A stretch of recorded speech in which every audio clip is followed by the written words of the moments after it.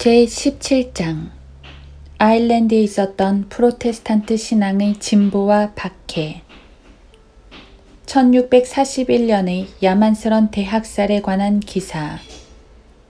로마 카톨릭은 아일랜드에 맨 처음 모습을 갖춘 순간부터 그곳에 짙은 어둠을 드리웠는데 마침내 헨리 8세가 통치하면서 복음의 서광이 그 어둠을 몰아내며 그때까지 그 섬에 알려지지 않았던 그 빛을 비추기 시작했다. 백성들을 가둬두던 그 비참한 무지가 그들이 품었던 터무니없고 미신적인 관념들과 더불어 수많은 이들에게 충분하고도 분명하게 드러나고 또 그들의 사제들이 부리던 농간들이 두 눈에 너무도 확연했기 때문에 여태껏 교황을 위해 분투 노력하던 몇몇 명사들은 그 멍에를 흔들어 떨쳐버리고 프로테스탄트 신앙을 끌어안으려고 자진해서 노력했을 것이다. 그러나 그 민족에게 원래부터 배어있는 포학성과 그들이 이전에 배웠던 그 어처구니없는 교리들에 대한 강한 집착은 그러한 시도를 위험천만한 일로 만들었다. 하지만 그 일은 무시무시한 결과가 뒤쫓음에도 불구하고 결국 착수에 들어가게 되었다. 프로테스탄트 신앙이 아일랜드로 소개되었던 일은 1535년 3월 19일에 더블린 대주교로 임명된 조지 브라운이라는 영국인에게 그 주된 공로를 돌릴 수 있다. 그는 이전에 아우구스티누스 회 수사였고 나름대로 세운 공적이 인정되어 주교관에 임명되었다. 약 5년간 자신의 묵에 있는 고위직을 누린 그는 헨리 8세가 영국의 수도원들을 억제하여 압박하고 있는 호기를 틈타 더블린의 두 대성당과 그의 교구 교회들에서 성유물과 형상들을 제거토록 했다. 잠시 후 그는 옥세관 토마스 크로멜로부터 편지를 받았는데 거기에는 영국에서 로마 카톨릭의 통치를 벗어던진 헨리 8세가 그와 같은 일을 아일랜드에서도 실행할 것을 결정했다는 것과 그래서 이 명령이 집행되는지를 감시하는 위원들 중 하나로 그 대주교 브라운을 임명했다는 내용이 적혀 있었다.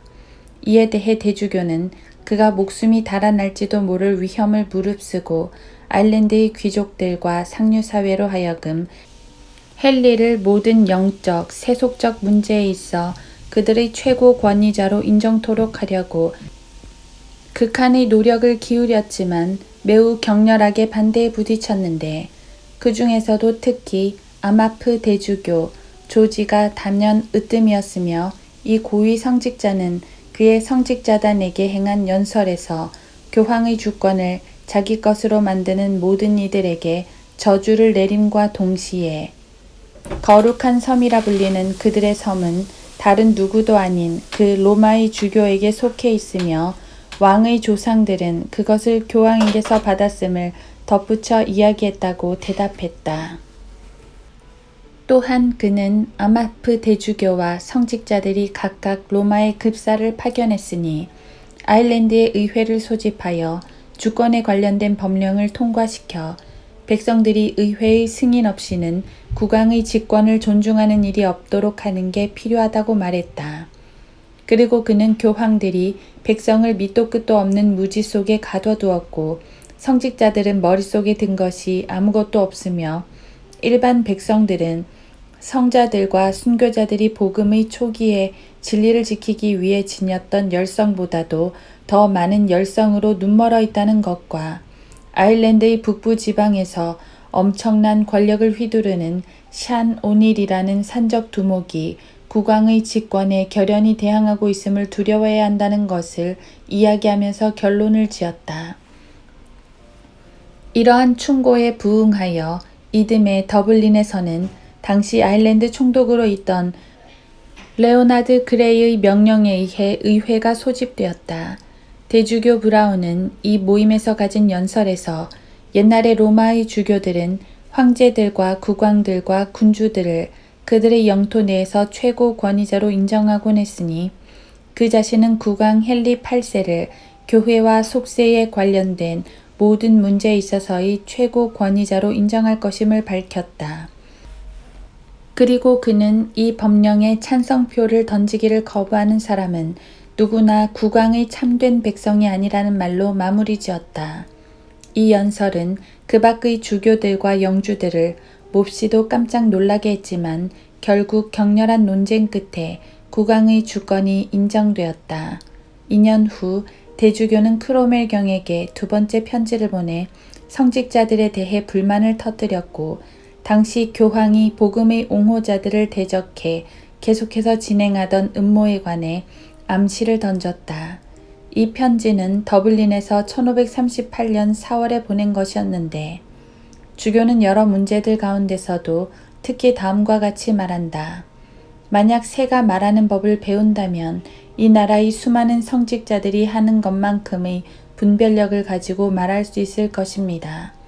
이들은 무슨 학식이 많은 것이 아닌데도 나쁜 꾀가 많아서 가엾은 일반 백성들을 속여 빼앗고 그들을 설득시켜 폐하의 명령을 따르는 데서 돌이키게 합니다. 이곳 시골 사람들은 각하에 대해 많은 증오심을 품고 있을 뿐만 아니라 각하를 그들의 아일랜드 말로 대장장이의 아들이라고 짓궂게 부르고 있습니다. 하지만 나는 한 친구로서 각하께 각하의 고귀한 지체를 잘 돌보시기를 바람하지 않습니다. 로마가 각하를 고의로 대적히 위해 노퍽 공작에게는 대단한 친절을 베풀고 이 나라에 대해서는 엄청난 호의를 보였으니 말입니다. 얼마 후 교황은 국왕의 주권을 아일랜드 내에서 이미 인정했거나 또 앞으로 인정할 모든 이들에 대한 파문서를 바다 건너 아일랜드로 보냈는데 그것은 그들이 그렇게 함으로써 죄를 지었다는 것을 그들의 고해 신부들에게 40일 내에 시인하지 않는 모든 이들과 그들이 가진 전 소유물에 대한 저주를 담고 있었다. 대주교 브라운은 1538년 5월 더블린에서 보낸 편지로 이 사실을 알렸다. 이 아일랜드 교황주의자들에게 보내진 고해나 맹세라고 해야 할 그 문구의 일부는 다음과 같다.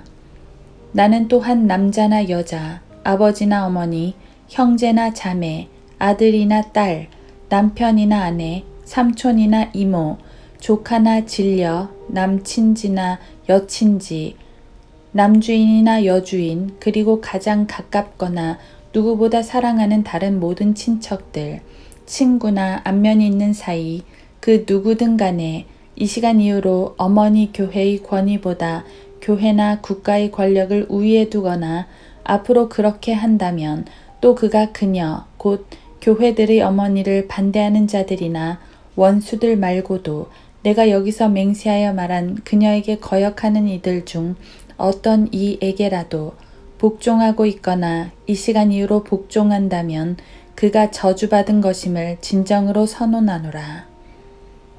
그러니 하나님과 동정녀 마리아, 성 베드로, 성 바울, 그리고 거룩한 복음서 저자들께서는 나를 도와주시고 등등.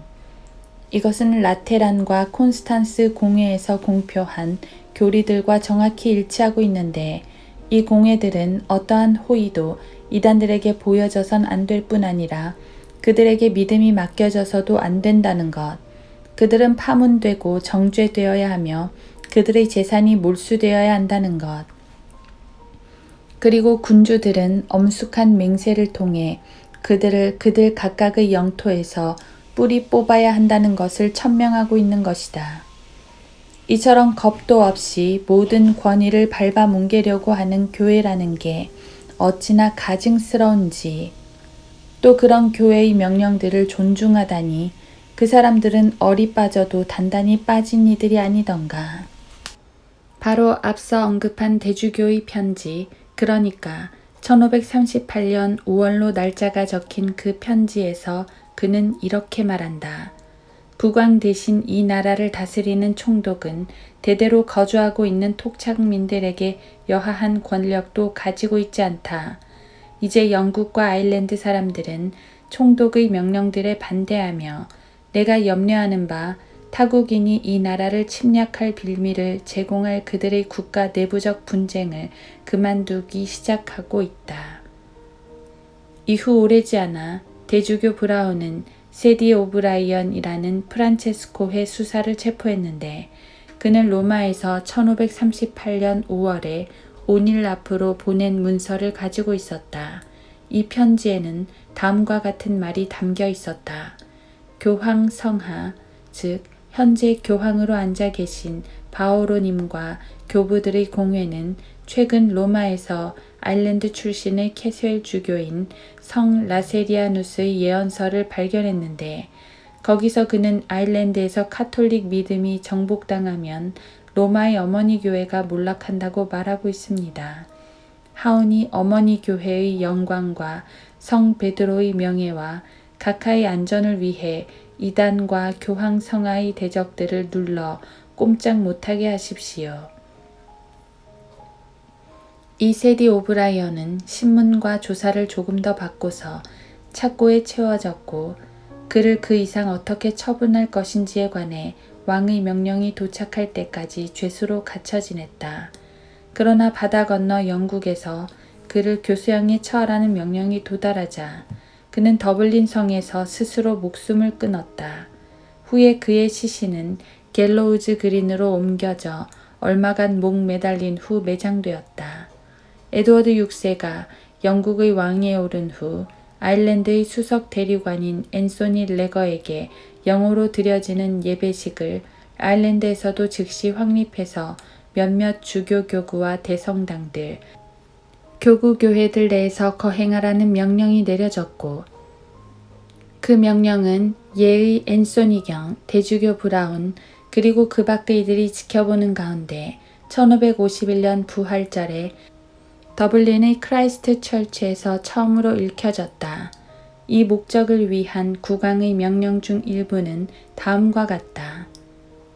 반면에 우리의 인자하신 아버지 국왕 헨리 8세는 그의 진실하고 신실한 백성들이 교황의 지배하에 지고 있던 속박과 멍에는 물론 몇몇 근거 없는 이야기와 거짓 기적들이 우리의 백성들을 어떻게 오도하여 돈벌이를 위해 그들의 대사부와 면죄부로 우리의 국가들의 죄들을 특별히 면해주고 강도질, 반란, 도둑질, 매춘, 신성모독, 우상숭배 등과 같은 온갖 못된 악행들을 고의로 감싸고 돌았는지를 고려하셨기에 결과적으로 우리의 인자하신 국부께서는 소수도원들과 수도원들, 대사원들, 그리고 그 밖의 수도원을 빙자한 종교기관들을 그것들이 신성한 학문의 범위를 넘어서 악패와 사치의 온상이 돼버린 이유를 들어 모두 해체시키셨다. 등등. 성공의 기도서가 더블린의 크라이스트 철치에서 처음으로 읽혀지고 나서 그날 다음과 같은 사악한 음모가 교황주의자들에 의해 계획되었다. 그 교회에는 손에 갈대를 쥐고 머리에 가시면류관을 쓴 대리석 예수상이 남아 있었다. 영어 예배가 아일랜드 총독과 더블린 대주교, 추밀원, 시장, 그리고 운집한 회중 앞에서 읽혀지고 있는 동안 피가 가시면류관의 갈라진 틈들을 타고 그 형상의 얼굴로 줄줄 흘러내리는 것이 눈에 띄었다. 이에 그 일을 꾸몄던 몇몇 협작꾼들이 큰 소리로 외쳤다. 우리의 구주의 형상에서 피가 흘러나오는 것 좀 보시오. 그러나 놀라지 마십시오. 교회 안으로 이단이 들어왔으니 이렇게 반드시 피를 흘리셔야 하는 겁니다. 그 즉시 더 낮은 신분의 수많은 사람들, 실로 모든 계급의 평민들은 하나님의 불쾌감을 보여주는 너무도 기적적이고 부인하기 어려운 증거를 목도하고서 공포에 휩싸였다. 그들은 그 교회에서 서둘러 빠져나왔고 프로테스탄트적 교리들이 지옥에 그 근원을 두고 있으며 구원이란 그들의 무오한 교회의 품 안에서만 발견될 수 있다는 것을 굳게 믿었다. 이 사건은 진리에 깨어있는 독자들에게는 참으로 어이없게 보일지 모르나 무지한 아일랜드인들의 마음에는 엄청난 영향을 끼쳤고 그것이 아일랜드에 일고 있는 개혁신앙의 이 진행을 저지하는 한 그 일을 꾸몄던 뻔뻔스런 사기꾼들의 목적에 딱 들어맞게 이용되었다. 다수의 사람들은 로마 교회 안에 수많은 오류와 타락이 있다는 사실을 물리칠 수 없으면서도 신의 진노가 이렇게 거짓되이 출현한 일에 두려움을 느낀 나머지 입을 다물고 말았는데, 이것은 이 일을 재미있어 하는 편협한 사제단에 의해 터무니없이 부풀려졌다. 우리는 에드워드 6세 통치의 나머지 기간과 메리가 통치하던 대부분의 기간 동안에 아일랜드의 종교적 상황이 어떠했는지를 알려주는 개별 사항들을 매우 적게 가지고 있다. 저 무자비한 고집쟁이의 야만스런 통치가 종국을 치달을 무렵 그녀는 자신의 비인간적인 박해들을 이 섬에까지 확장하려 했으나 그녀의 악마적인 의도들은 다행히도 다음과 같은 섭리적 간섭으로 인해 좌절되었고, 이에 대한 세부적 사항들은 훌륭한 권위를 지닌 역사가들에 의해 이야기되고 있다. 메리는 피에 목마른 보너의 앞잡이 폴 박사를 그녀의 야만스런 의도들을 수행할 위원들 중 하나로 임명했다. 그가 자신의 임무를 띠고 체스터에 도착하자 카톨릭 교도인 그 도시의 시장이 그를 방문했다. 그는 휴대용 가방에서 가죽 케이스를 꺼내며 그에게 말했다. 자, 여기 아일랜드 이단들을 책찍질할 위임장이 있소이다. 프로테스탄트이고 더블린에 존 에드먼드라는 오빠가 살고 있는 그 집의 선한 여인은 귀에 들려온 이 말에 심각한 고민에 빠져들었다. 그러나 그녀는 기회를 엿보던 중 작별 인사를 하는 시장을 그 박사가 정중하게 아래층으로 바라다주는 틈을 이용해 그 상자를 열어 위임장을 꺼내고 대신 클럽의 잭을 맨 위에 놓은 카드 한 벌을 곁들여 종이 한 장을 놓아두었다. 박사는 자신이 속았다는 것을 알지 못한 채 그 상자를 챙겨서 1558년 9월에 더블린에 도착했다. 그는 자신의 경건한 여주인의 목적을 이루고 싶어 안달이 났기 때문에 당시 총독으로 있던 피츠 윌터경을 찾아가 그 상자를 그에게 보여주었는데, 상자를 열자마자 눈에 들어온 건 그 안의 카드 한 벌뿐이었다. 이 때문에 거기 있던 모든 이들이 눈이 휘둥그레지자 총독이 말했다. 위임장을 하나 더 얻어야겠구먼. 자, 그러는 동안 카드나 섞읍시다. 그리하여 폴 박사는 그 길로 곧장 영국으로 돌아가 또 다른 위임장을 얻으려고 했지만 순풍을 기다리는 사이 메리 여왕의 사망 소식이 전해졌고, 이로 인해 프로테스탄트들은 매우 잔혹한 박해를 모면했다. 우리가 진술했던 위 이야기는 가장 신뢰할 만한 역사가들이 확증하고 있는데, 그들은 또한 엘리자베스 여왕이 위에 언급한 엘리자베스 에드먼드에게 연간 40파운드의 연금을 그녀의 프로테스탄트 백성들의 목숨을 이렇게 구해주었다는 이유로 정해주었다는 것을 빼놓지 않고 이야기한다. 엘리자베스와 제임스 1세가 통치하는 동안 아일랜드는 반란과 폭동으로 거의 쉴 새 없이 출렁거렸는데, 이러한 일들은 항상 영국인과 아일랜드인 사이의 종교적 의견 차이 때문에 일어난 건 아니었어도 늘상 그 이유 때문에 악화의 일로를 치달아 더 격렬해지고 더 융화되기 어려워졌다. 로마 카톨릭 사제들은 영국 정부의 잘못들을 교묘하게 부풀려서 무지하고 편견에 사로잡힌 채 그들의 말을 귀담아 듣는 이들에게 프로테스탄트들을 죽이는 일이 합법적이라는 것을 강력히 주장했고, 동시에 너무도 경건한 계책이 난 박해에서 살해된 모든 카톨릭 교도들은 죽는 즉시 영원한 행복으로 받아들여질 거라고 그들에게 자신있게 이야기했다. 본시 다룰 수 없이 난폭한 아일랜드인들의 기질은 이 뱃속이 새까만 자들에게 자극을 받아 야만스럽고 변명할 여지없는 폭력을 계속해서 저지르도록 아일랜드인들을 몰고 갔으니, 영국의 총독들이 그들의 기질을 전혀 고려치 않고 제멋대로 행사한 불안정한 권력에는 그들의 사랑을 얻고자 했던 의도가 거의 없었다는 게 고백되어져야 한다. 스페인인들 역시 군대를 남부지방에 상륙시키고 불만을 품은 본토인들에게 그들의 모범을 따르라며 온갖 격려를 아끼지 않음으로써 그 섬을 소란과 전쟁의 수렁 속에 계속해서 가둬두었다. 1601년 그들은 4,000명의 대군을 킨세일에 상륙시킨 후 이른바 아일랜드에서 믿음을 보전키 위한 성전에 들어갔다. 그들은 수많은 아일랜드인들의 원조를 받았으나 결국 부관 마운트 조이경과 그의 장교들에게 완패당하고 말았다. 이로 인해 아일랜드에 관한 엘리자베스의 통치권도 그 간섭을 멈추게 되어 이제 누가 보아도 훤히 알 수 있는 고요함이 휴식처럼 뒤따랐으나 늘상 가만히 있지 못하고 음모를 꾀하는 로마 카톨릭의 사제들은 비밀스런 모의를 통해 그들이 더 이상 감히 공개적으로 공격할 수 없는 그 정부와 그 믿음의 토대를 허물려고 혈안이 되어 있었다.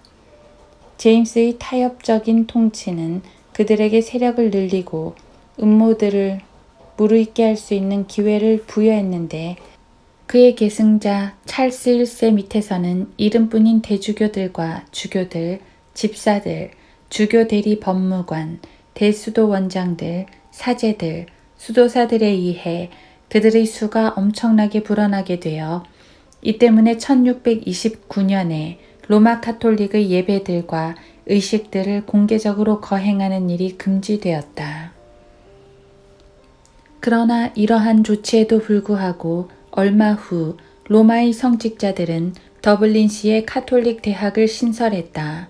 그들은 또한 더 나아가서 남자 수도원들과 수녀원들을 그 왕국의 여러 지역에 세웠고 바로 이 로마 성직자들과 아일랜드의 장관들은 그곳에서 자주 모임을 가지며 거기서 프랑스, 스페인, 플랑드르, 로렌 그리고 로마로 왕래하곤 했다. 1641년의 그 가증한 음모는 이러한 곳들에서 온일가와 그들의 추종자들에 의해 알을 깨고 나오고 있었다. 우리가 이제 말하려고 하는 그 무시무시한 음모가 밖으로 돌출되기 직전 아일랜드의 교황주의자들은 그 왕국의 수석 재판관들에게 항의하며 그들의 종교의식의 자유로운 거행과 그에 반하는 모든 법률의 폐지를 요구했다. 이에 영국의 의회는 그 왕국에서는 로마 카톨릭 종교에 대해 어떠한 신앙의 자유도 부여치 않을 것이라고 엄숙하게 답변했다.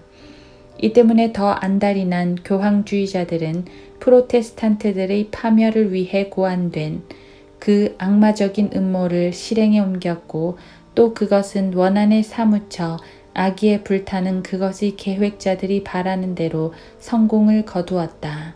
이 무시무시한 음모가 꾀했던 바는 총체적인 반란이 왕국 곳곳에서 동시에 일어나 모든 프로테스탄트들을 예외 없이 살해하는 것이었다.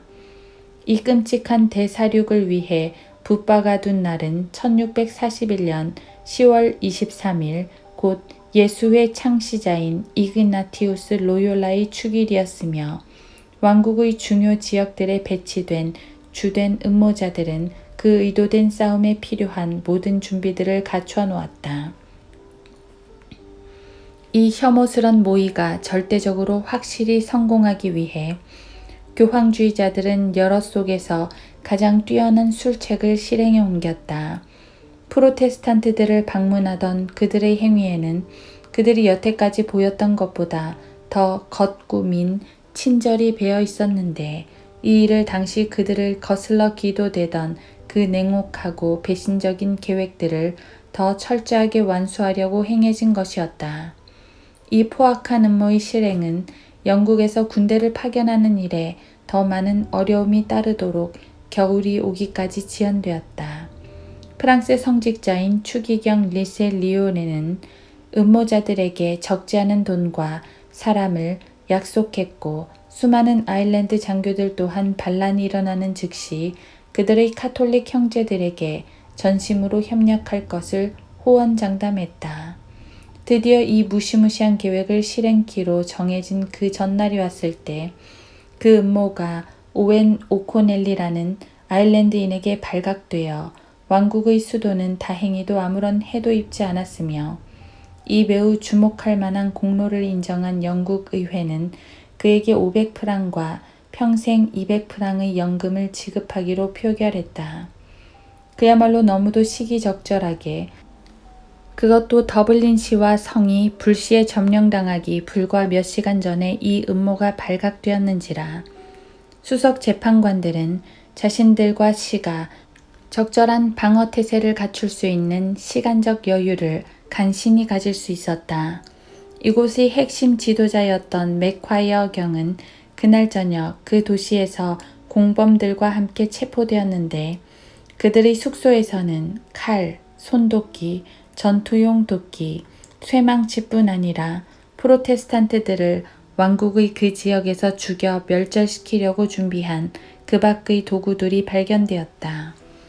이와 같이 그 수도는 천만다행으로 보존되었으나 계획된 비극의 피와 관련된 부분에 있어서는 손을 쓰지 못했다. 음모자들은 지정된 날 아침에 왕국 전역에서 무장을 하고 있었고 그들에게 걸려든 프로테스탄트들은 한 명도 남김없이 살해되었다.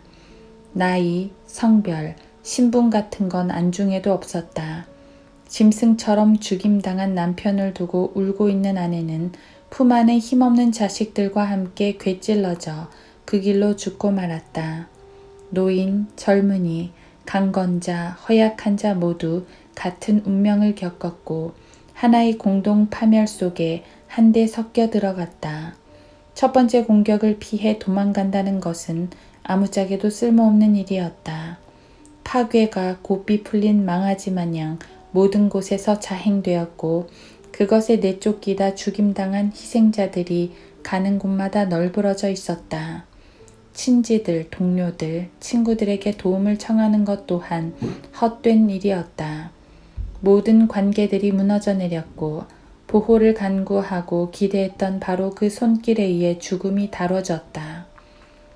깊은 평안 속에서 충분히 안전하다고 생각하며 살아가던 깜짝 놀란 영국인들은 누군가를 자극하지도 반대하지도 않았음에도 불구하고 오랫동안 지속적으로 친교를 나누며 호의를 유지했던 그들의 이웃들에게 사륙되었다. 아니 심지어 죽음마저도 이 인간의 탈을 쓴 괴물들이 저지른 형벌들 중 가장 경미한 것이었다. 변덕스러운 잔악함이 고안해낼 수 있었던 온갖 고문들, 질질 끌며 좀처럼 가시지 않는 갖은 신체적 고통들, 심적 고뇌, 절망의 몸부림은 아무런 이유도 모욕당한 일이 없는데도 잔인하게 자행된 복수를 만족시키지 못했다. 타락한 본성, 곧 비뚤어진 종교가 극도의 방종에 의해 고무된다 한들 그것이 이 무자비한 야만인들에게서 나타났던 것보다 더 심한 포악성에 이를 수 있을까? 본시 자신들의 고통에 대해 약한 모습을 보이고 타인들의 그것에도 측은한 마음을 감추지 못하는 연약한 여자들마저도 잔악한 행위라면 그 무엇이 되었든 그들의 건장한 동반자들인 남자들에게 뒤지지 않았고 어른들이 하는 것을 그대로 머릿속에 담아둔 바로 그 아이들은 부모의 권유에 힘을 얻어 무방비 상태에 있는 영국 아이들의 시체에 힘없는 일격을 가했던 것이다. 뿐만 아니라 아일랜드인들의 탐욕은 채워지지 않는 밑빠진 독이나 다름없었기에 그들의 잔인함은 조금도 누그러질 기세를 보이지 않았다. 그들의 광란은 그야말로 대단했는지라 붙잡은 가축들을 약탈하여 그들의 소유로 만들고는 그것들이 영국식 이름을 지니고 있다는 이유로 제멋대로 죽이기도 하고 또 그것들이 온통 상처투성이일 때는 숲속에 풀어놓아 서서히 고통 속에 죽도록 방치해두는 것이었다. 농장주들이 살던 널찍한 부락들은 재로 덮이거나 땅으로 폭삭 내려앉았다. 문을 꼭 걸어 잠그고서 방어할 준비를 갖추고 있던 비참한 집주인들은 아내와 자식들과 함께 불에 타 죽고 말았다. 이 전대미문의 대사륙을 전체적으로 묘사한다는 것은 참으로 대단한 일이나 이제 우리에게는 우리의 작품의 성격상 세부 사항들을 다루는 일이 남아있다. 고집스럽고 무자비한 교황주의자들은 그들의 손을 피해 적시기가 무섭게 매일매일 그 무시무시한 비극을 되풀이했고, 왕국 전역에 있는 프로테스탄트들은 그들의 경로의 제물이 되어 전례 없이 잔인한 죽임을 당했다. 예수회원들과 사제들, 수도사들은 무지한 아일랜드인들을 더 강하게 부추겨 그 지옥의 일을 수행토록 했는데, 그들은 그 음모를 실행할 날을 합의하여 정했을 때 그들의 말대로 왕국의 번영과 카톨릭의 대의 명분을 촉진시키는데 이바지할 그 위대한 계획에 부단한 노력을 기울일 수 있도록 해달라며 기도했다. 그들은 어디를 가나 프로테스탄트들은 이단이요, 더 이상 그들 가운데 사는 것이 허락되지 말아야 함을 일반 백성들에게 선언하면서 개를 죽이는 것이 죄가 아니듯 영국인을 죽이는 것도 그러하고, 그들을 구제하거나 보호하는 행위는 결코 용서될 수 없는 범죄라는 것을 덧붙여 이야기했다. 교황주의자들이 롱포드 마을과 성을 포위하자 프로테스탄트들인 그곳의 거주민들은 목숨을 살려준다는 조건으로 항복했다. 그러나 포위자들은 마을 사람들이 모습을 나타내자마자 그들을 매우 무자비하게 공격했다. 그들의 사제는 습격하라는 신호를 나머지 사람들에게 보내기 위해 자기가 먼저 영국인 프로테스탄트 목사의 복부를 찢어 열었고, 이후 그의 추종자들은 그 밖의 사람들을 모두 살해했다. 그들은 그들을 목매달아 죽이기도 하고 칼로 찌르거나 총으로 쏴 죽이기도 했는가 하면, 무수히 많은 이들이 살인을 위해 준비한 도끼로 머리를 찍혀 죽임을 당했다. 슬리고우의 수비대도 마찬가지로 오코너 슬라이가에게 속임을 당했는데, 그는 프로테스탄트들이 요새를 떠나면 목숨을 살려주고 그들을 컬류 산맥을 넘어 로스커먼으로 안전하게 보내주겠다고 약속했다. 그러나 그는 우선 그들을 매우 혐오스런 교도소에 감금하고서 음식으로 곡물만을 갖다 주었다. 자신들의 형제들이 이 불운한 이들에게서 거둔 승리를 축하하려고 온 몇몇 사제들이 술을 들이키며 즐거워하고 있을 때 살아남은 그 프로테스탄트들은 카르멜회의 수사들에 의해 끌려 나와 죽임을 당하거나 물살이 거센 강물 속으로 던져져 그곳에서 이내 죽고 말았다. 이 사악한 카르멜회 수사 무리들은 얼마 후 그 강에 뿌릴 성수를 손에 들고서 엄숙한 행렬을 지어 나아갔다. 바로 이때 비인간적으로 학살당한 불행한 프로테스탄트들을 그들은 이단들이라고 불렀고, 그러한 이들의 피와 시신으로 더럽혀지고 오염된 강을 정화한다는 구실로 이 일을 거행한 것이었다. 킬모어에서 그 교구의 주교인 베델 박사는 교황주의자들에 의해 자행된 악마적인 잔악한 처사들을 피해 거주지를 도망 나온 후 공궁에 처해 있는 수많은 프로테스탄트들을 관대하게 정착시키며 생활을 돌보아 주었다.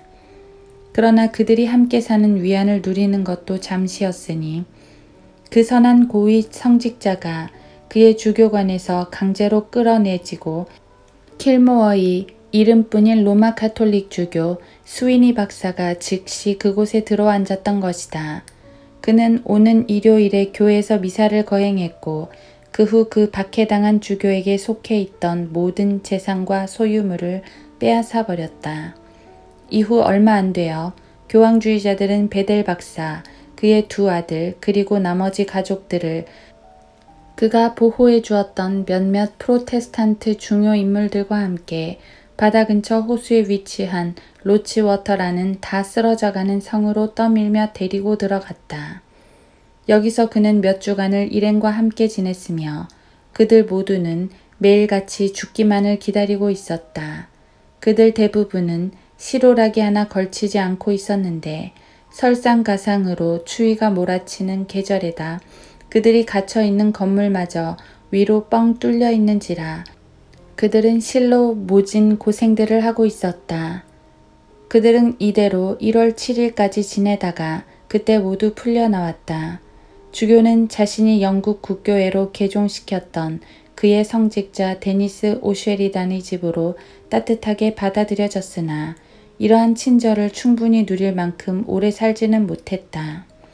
여기에 머무는 동안 그는 그의 전 시간을 종교적인 의식을 거행하며 보냈는데 이는 그 자신과 슬픔에 잠긴 일행들을 그들의 눈앞을 떠날 줄 모르는 확실한 죽음과 더불어 다가올 그 커다란 변화에 더 잘 적응시키고 준비케 하려는 것이었다.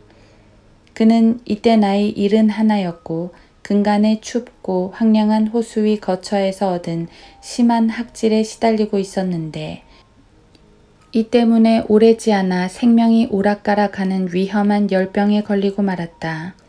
죽음이 코앞에 닥쳐왔다는 걸 알아차린 그는 한눈 팔지 않고 자신의 생명의 면류관으로 서둘러 달려간 초기 순교자들 중 하나처럼 그것을 기쁘게 받아들였다. 그는 그의 작은 양무리에게 설교했고 성큼성큼 다가오는 죽음의 날을 뜬 눈으로 바라보고 있는 그들에게 참고 인내하라는 가슴이 미어지듯 강력한 권고를 해주었다. 그 후 그는 그의 성도들과 가족과 자녀들을 엄숙하게 축복하고서 그의 사역과 인생의 행로를 1642년 2월 7일에 모두 끝마쳤다.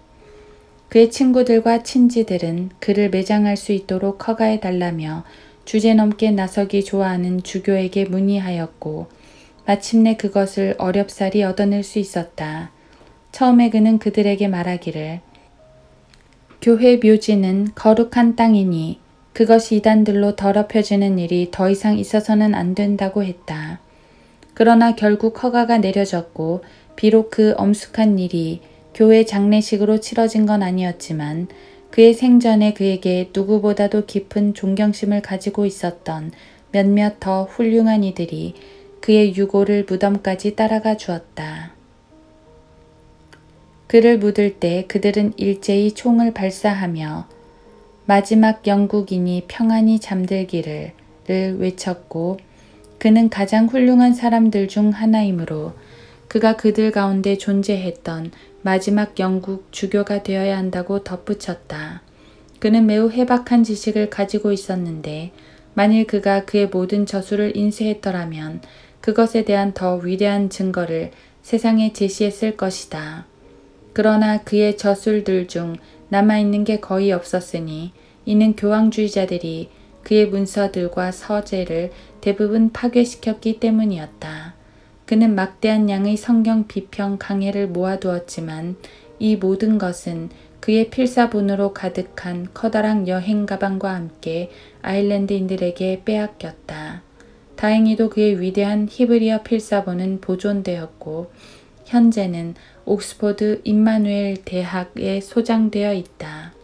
터롤리군에서 수사들의 부추김을 받은 교황주의자들은 여자들과 아이들이 끼어있는 40명 이상의 영국 프로테스탄트들에게 칼에 쓰러지거나 바다에 빠뜨려져 죽는 가혹한 운명을 강요했다.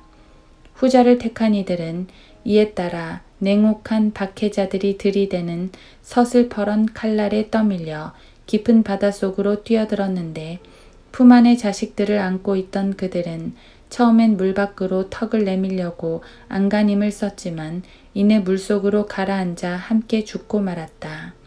리스굴 성에서는 150명 이상의 남자와 여자와 아이들 전원이 함께 불태워졌으며 모네아 성에서는 적어도 100명이 칼에 맞아 죽었다. 엄청나게 많은 이들 또한 툴라에서 살해당했는데 이 성은 무슨 일이 있어도 목숨만은 살려준다는 조건으로 맥과이어에게 넘겨졌었다.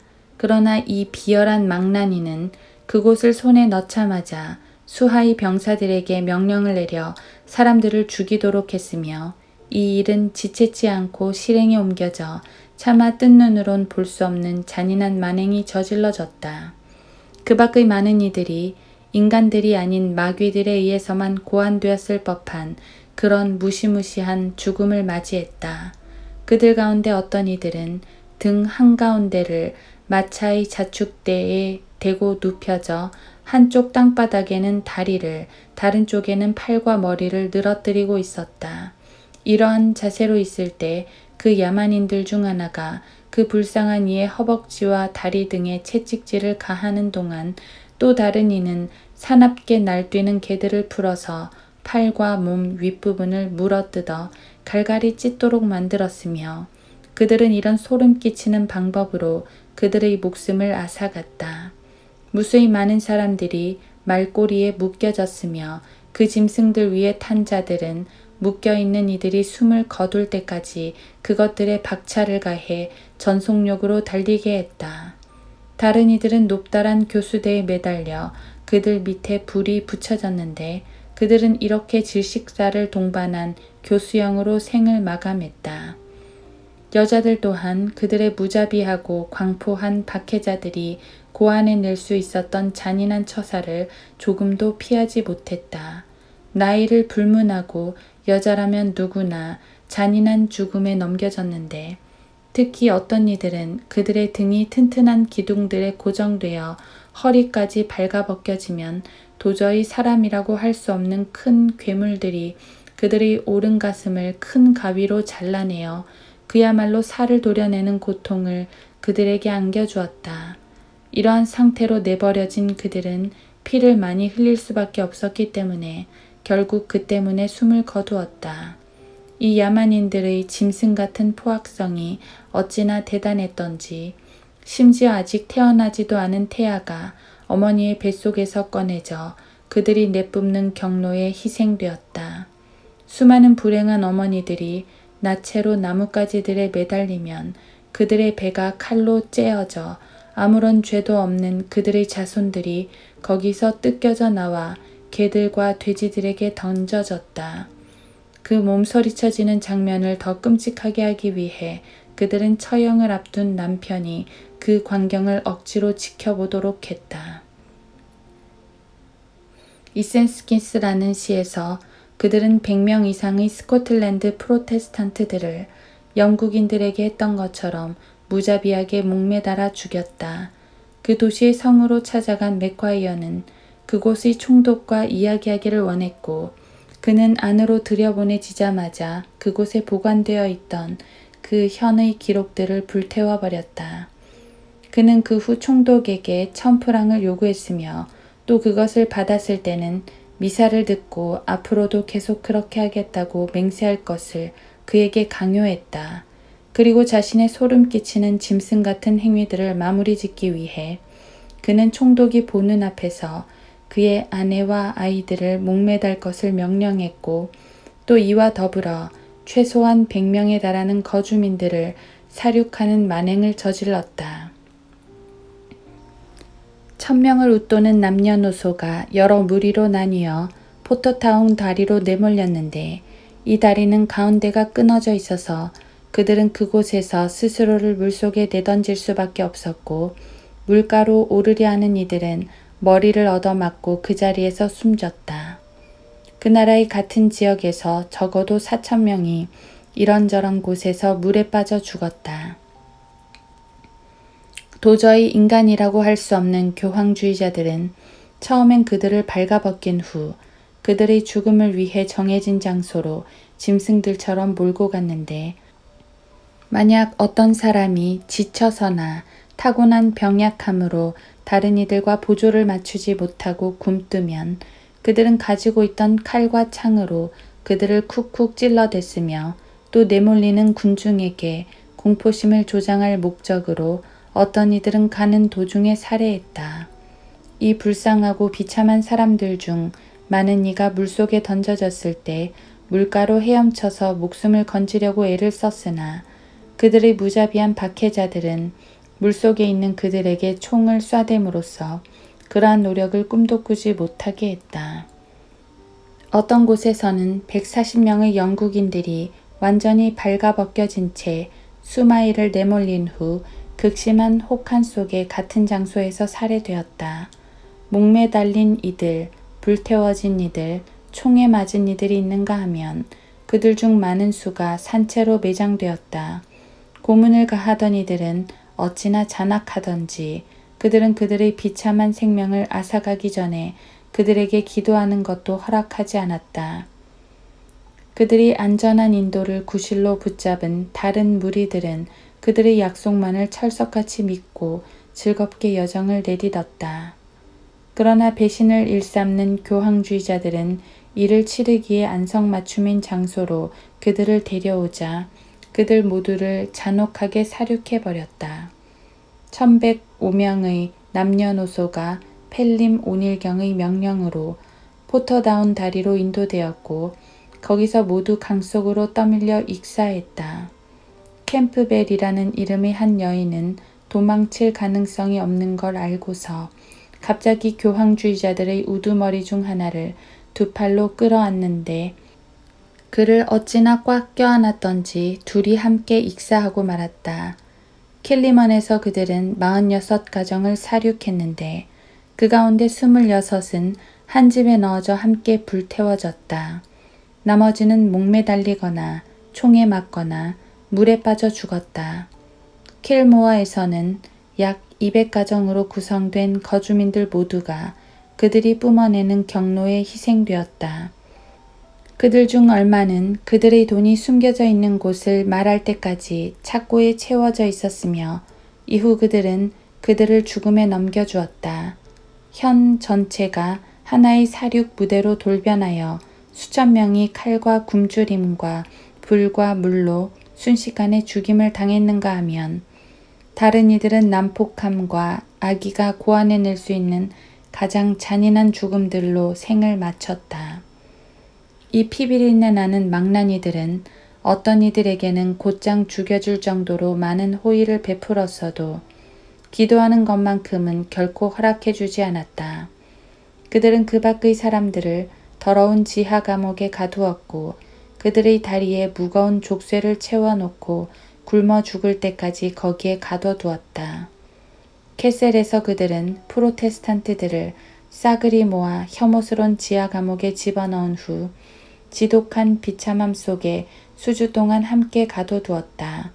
마침내 그들이 풀려났을 때 그들 중 몇몇은 야만스럽게 난도질당하여 큰 길에서 서서히 죽어가도록 방치되었고 다른 이들은 목매 달려 죽임을 당했다. 어떤 이들은 땅 위로 머리만 내놓고 그 속에 똑바로 선 모양으로 묻혔는데 그 일을 자행하던 교황주의자들은 그 고난당하는 이들의 비참함을 가중시키려고 그들을 손가락질하며 조롱했다. 엔트림 현에서 그들은 하루아침에 954명의 프로테스탄트들을 살해했고 후에 그 현에서 1200명을 더 죽음으로 몰아갔다. 리스네겔이라 불리는 마을에서 그들은 24명의 프로테스탄트들을 한 집에 억지로 떠밀어 놓고 그것에 불을 질러 함께 불태웠는데 그러는 동안 그들은 같이 있던 옆 사람에게 그들의 절규를 조롱하듯 흉내내 보이며 그들의 죽음을 비웃었다. 여러 잔인한 행위들을 자행하는 가운데 그들은 한 영국인 여성이 키우는 두 아이들을 붙잡고서 그녀가 보는 앞에서 그들의 머리를 박살내어 뇌가 터져 나오게 했다. 이후 그들은 그 어머니를 강물 속으로 던졌고 그녀는 그렇게 익사하고 말았다. 그들은 다른 수많은 아이들도 똑같이 다루어 그들의 부모들에게는 헤아릴 수 없는 고통을, 인간 본성에는 치욕을 가져다 주었다. 킬케니에서는 프로테스탄트들이 한 명도 예외 없이 살해되었는데 그들 중 몇은 예전 같았으면 생각지도 못했을 그런 잔인한 방법으로 죽임을 당했다. 그들은 한 영국인 여성을 어찌나 난폭하고 야만스럽게 두들겨 팼던지 그녀에게는 뼈 마디 하나 제대로 남아있는 게 없을 지경이었다. 그들은 그 후 그녀를 어느 개골창에 던져 넣었으나 이에 만족할 수 없어 6살가량의 소녀인 그녀의 딸아이를 붙잡아 배를 쭉 찢은 후 그 애의 어머니에게 던져서 거기서 죽을 때까지 괴로움 속에 나뒹굴도록 했다. 그들은 한 남자를 억지로 미사에 참석토록 한 후 그의 몸통을 찢어 열어놓고 그를 그대로 방치해 두었다.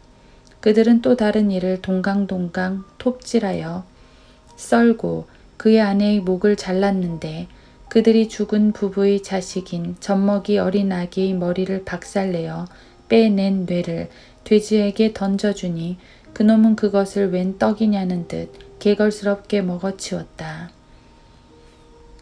이 일들과 그 밖의 여러 소름 끼치는 만행을 저지른 그들은 한 경건한 목사의 머리가 끼어있는 7 프로테스탄트들의 머리를 취하고서 그것들 모두를 시장 바닥에 세운 십자가에 단단히 고정시켰다. 그들은 그 목사의 입에 재갈을 물린 후 뺨을 귀까지 길게 째고서 성경의 낱장 하나를 입 앞에 들이대며 이제 입이 벌어질 만큼 벌어졌으니 어서 설교해 보라며 그에게 명령했다. 이뿐 아니라 그들은 비겁하게 조롱하며 다른 여러 가지 추잡한 짓을 자행했으며 불행한 프로테스탄트들을 이런 식으로 살해하고 보란듯이 내보이는 것을 더할 나위 없이 만족스러워했다. 이 괴물들이 그런 잔인한 짓을 저지르면서 그토록 기뻐했다는 것은 도저히 상상할 수 없는 일이며 그들의 손에 걸려든 이들을 더 비참하게 하려고 그들을 사륙할 때 니놈의 혼을 마귀가 가져가리라고 말하곤 했다는 것 또한 도무지 이해할 수 없는 일이다. 이 망나니들 중 하나는 피에 젖은 손으로 어느 집에 들어가서는 그것이 영국인의 피이고 자신의 칼이 프로테스탄트들의 하얀 살을 찔러 그것도 칼자루 밑까지 쑥 들어갔다는 사실을 자랑하곤 했다. 그들 중 어떤 이가 프로테스탄트를 한 명 죽이면 다른 이들은 덩달아 와서 그 시체를 자르고 토막내며 희열에 빠져들곤 했고 그 후 그들은 그것을 개들이나 먹으라고 그대로 방치해 두었다. 또한 그들은 많은 이들을 죽였을 때에는 많은 사람을 지옥으로 보내줬으니 마귀가 그들에게 큰 신세를 지고 있다며 뽐내기도 했다. 그러나 그들이 하나님과 거룩하기 그지없는 그분의 말씀을 대적해 서슴없이 신성 모독을 저질렀다는 걸 고려해보면 그들이 무고한 그리스도인들을 이렇게 다루었다는 것이 결코 이상한 일은 아닌 것이다. 어떤 마을에서 그들은 2권의 프로테스탄트 성경을 태운 후 자신들은 지옥불을 태운 것이라고 이야기했다. 그들은 파워스코트의 교회에서 그 안에 있는 설교단과 성도석, 궤, 성경을 불태웠다. 그들은 집어든 다른 성경들을 구정물로 적신 후 프로테스탄트들의 면상에 그것들을 내던지며 이렇게 말했다. 우리는 이 녀석들이 훌륭한 교훈을 사랑한다는 걸 알고 있고 너희를 위해 준비된 탁월한 교훈이 여기에 있다. 내일 다시 오거라.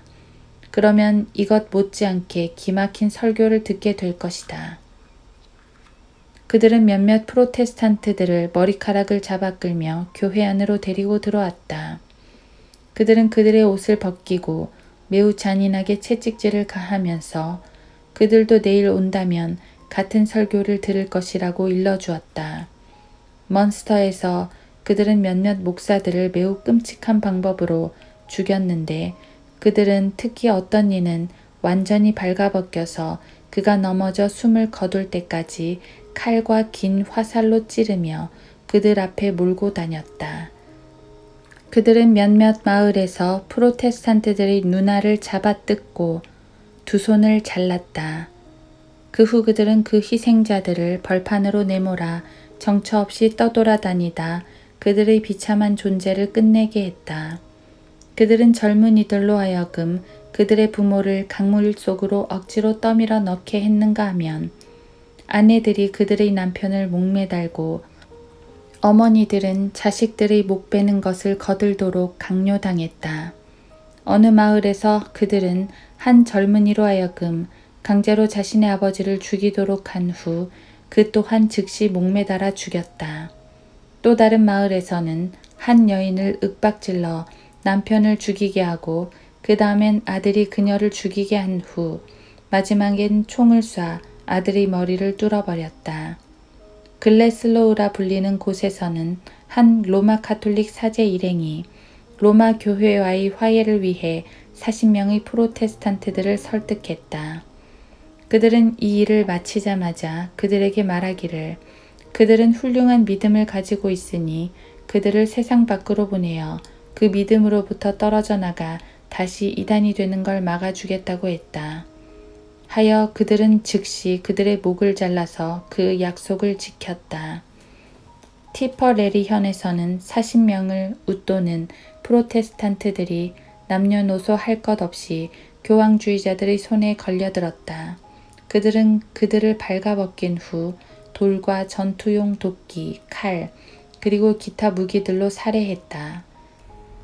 메이오 현에서는 그중 15명의 목사인 60명의 프로테스탄트들이 에드먼드 버크라는 자와 그의 병사들에 의해 갤웨이로 안전하게 인도될 것이라는 서약을 받아놓았다.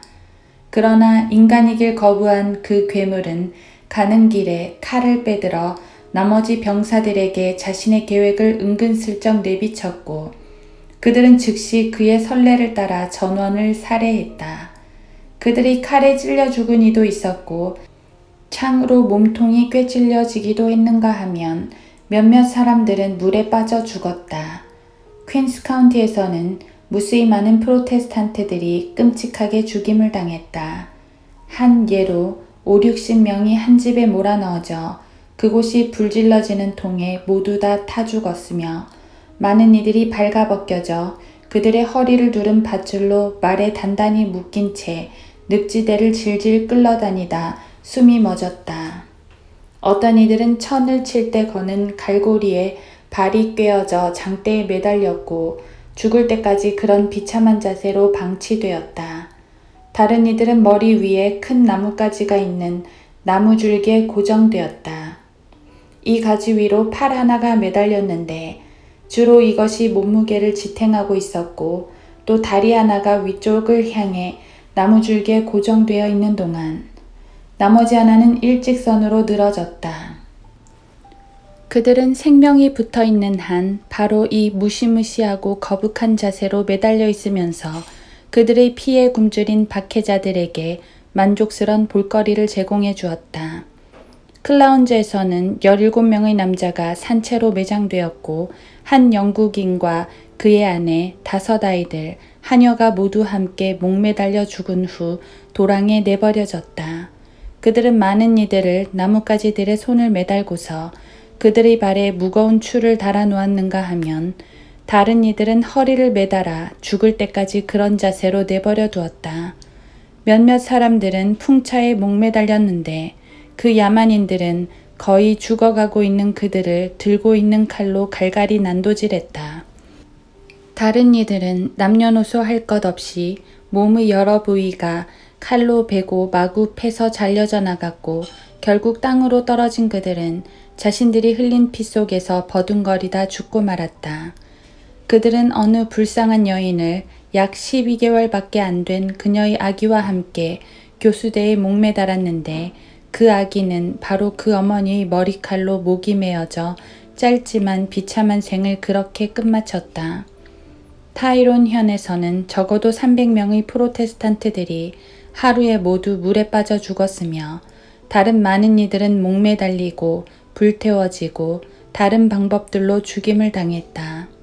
타이론의 교구 목사 맥스웰 박사는 이때 아마프 근처에 살고 있다가 이 무자비한 야만인들에 의해 극심한 고난을 당했다.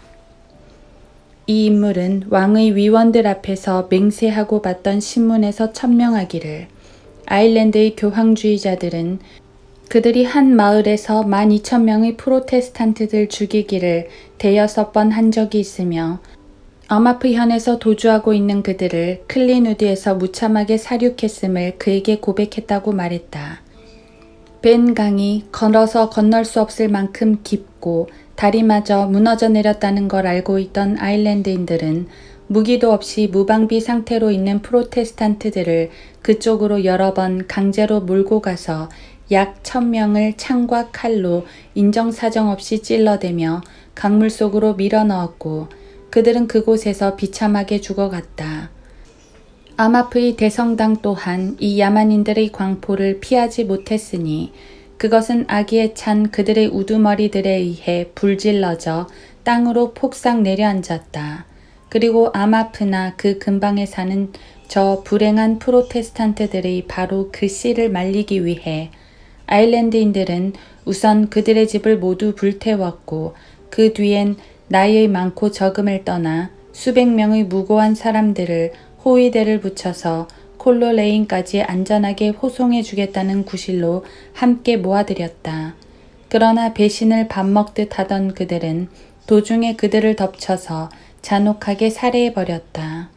우리가 하나하나 열거했던 이들에게 저질러졌던 그 무시무시한 만행들은 왕국의 거의 모든 지역에 사는 비참한 프로테스탄트들에게도 자행되었는데 악마에게 사로잡힌 교황주의자들의 혼을 만족시키기 위해 희생되었던 이들의 수를 후에 추정한 결과 그 숫자가 15만 명에 달했다.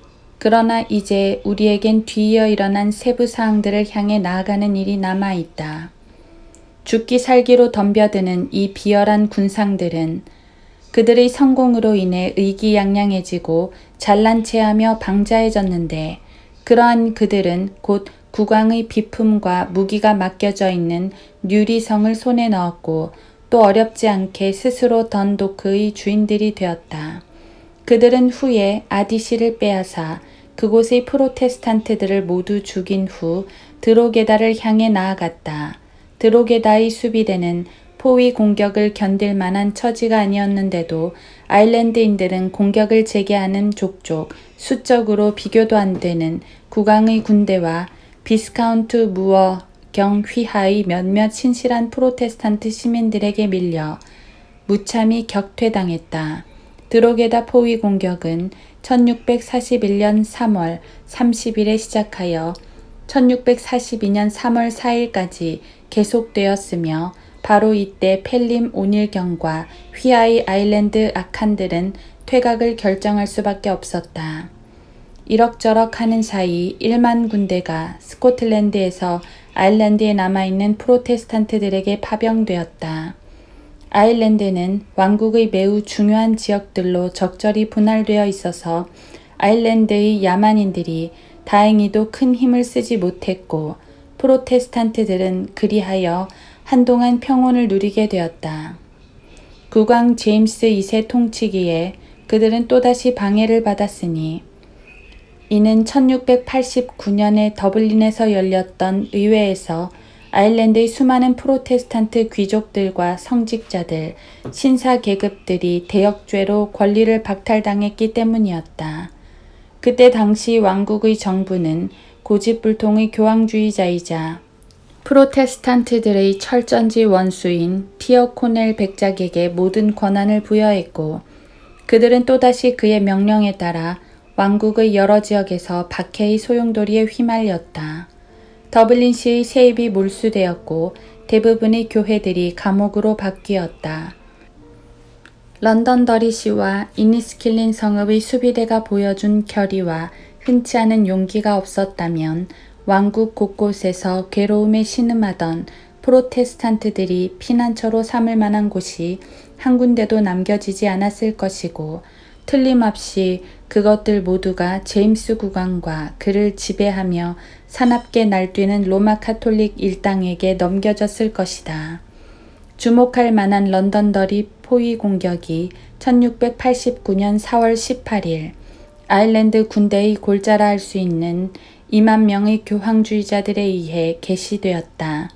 그 도시는 포위 공격을 견딜 만한 상황이 아니었는데 방어자들이라고 해봐야 피난처를 찾아 그쪽으로 도망온 경험도 없고 훈련도 안 된 일단의 프로테스탄트들과 마운트 조이경 휘하의 연대의 절반에 해당하는 주로 그 지역 거주자들로 구성된 훈련된 병사들로 이루어져 있어 다 합쳐야 싸울 수 있는 사람이 7,361명 밖에 되지 않았던 것이다.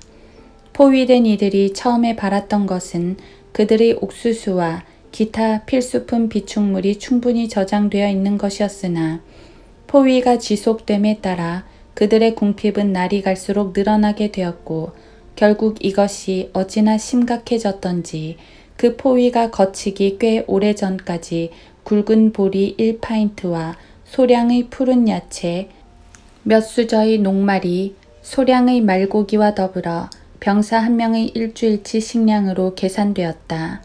그러나 그들은 결국에 가서는 개와 고양이, 쥐를 잡아먹는 극단적인 행동으로까지 치닫게 되었다. 그들의 비참함은 그 포위 공격으로 인해 갈수록 가중되었고 수많은 이들이 단순한 굶주림과 궁핍만으로도 몹시 야위어 파리해지고 쇠약해지거나 죽어 길바닥에 나뒹굴었다. 그리고 우리의 눈길을 끄는 것은 그토록 오랫동안 애타게 기다리던 구조물자가 막상 영국에 도착했을 때는 이미 그들이 서로를 먹어치워 생명을 보존하든지 아일랜드인들과 싸워 길을 뚫든지 양자간에 택일해야 할 순간에까지 직면해 있었으며 만일 이 아일랜드인들과 싸우는 길을 택했더라면 절대적으로 틀림없이 그들의 파멸을 자초했을 것이라는 것이다. 이 구조물자는 아주 다행스럽게도 더리의 마운트 조이 호와 콜러레인의 피닉스 호에 선적되어 실려왔는데 이때 그들은 9마리의 비쩍 마른 말과 각인에게 제공되는 1파인트의 분량의 식사만이 남아 있었다. 줄인 배를 움켜잡고 수행하던 전쟁으로 지쳐버린 전투원들은 7,361명에서 4,300명으로 감소했고 그나마 남아있는 이들 중 4분의 1은 실제 전투에 아무런 도움이 되지 못했다. 포위당한 이들의 참상이 대단했듯이 그들의 프로테스탄트 동료들과 친지들이 당하던 공포와 고난 또한 만만치 않았다. 그들 모두는 심지어 여자와 아이들조차도 주변 30마일 내에 강제로 쫓겨나 잔인하게도 그 성읍의 성벽 앞에서 며칠 밤낮을 계속 먹을 것과 덮을 것도 없이 있어야만 하는 슬픈 처지에 놓일 수밖에 없었고 또 이렇게 해서 바깥의 아일랜드인들과 안쪽의 동료들이 함께 쏘아대는 총격에 그대로 노출되었던 것이다. 그러나 다행히도 영국에서 도착한 구조물자는 그들의 고통을 끝내주었으며 그 포위 공격도 3개월 이상 지속되다 7월 31일에 거치게 되었다. 런던더리의 포위 공격이 거치기 전날 이니스킬린 사람들은 6,000명의 아일랜드 로마 카톨릭 교도 무리와 뉴턴, 버틀러, 크라운 캐슬 등지에서 교전하여 그들 가운데 5,000명을 살해했다. 이 일이 런던더리에서의 패배와 함께 교황주의자들의 사기를 꺾어 놓은지라 그들은 프로테스탄트들을 박해하려는 그 이상의 모든 시도들을 포기해버렸다. 이듬해 즉 1690년에 아일랜드인들은 퇴위한 군주 국왕 제임스 2세를 위해 무기를 들었으나 그의 계승자 국왕 윌리엄 3세에게 완패당했다. 앞의 군주는 나라를 떠나기에 앞서 그들에게 후임 국왕에게 복종할 것을 당부했고 그들은 이후로 쭉 그 약속을 지켰다. 그러나 이 모든 일들에도 불구하고 오늘날 프로테스탄트의 이해관계는 한 세기 전보다 훨씬 강력한 근거 위에 서 있다. 이전에는 숲과 늪지, 산지를 떠돌아다니며 이웃들을 약탈한 걸로 끼니를 때웠던 아일랜드인들, 즉 오전에 노획한 약탈물을 밤에 나눠 가지던 그들의 수많은 세월이 지난 지금은 얌전한 문명인들이 된 것이다. 그들은 영국 사회의 유쾌함과 시민 정부의 혜택을 누리고 있고 우리네 도시들에서 거래를 하며 우리의 공장들에 고용되고 있을 뿐만 아니라 영국인 가족들내로 받아들여지고 프로테스탄트들에게 무척 따스한 대접을 받고 있다.